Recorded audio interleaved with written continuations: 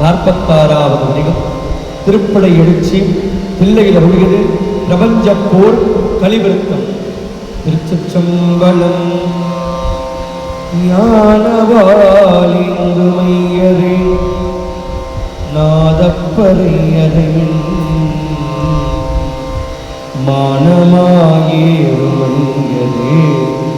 மதிவின் குடை கவிஞர் ஆன நீற்று கவதோ அடைய புவின்கள் வானவூர்கொள்வோம் நாம் மாயப்படை வாராமே.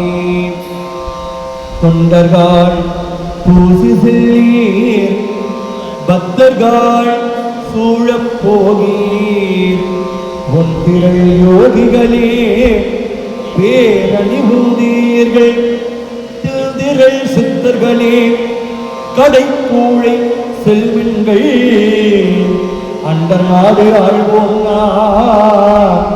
அள்ளற்பதை வாராமே.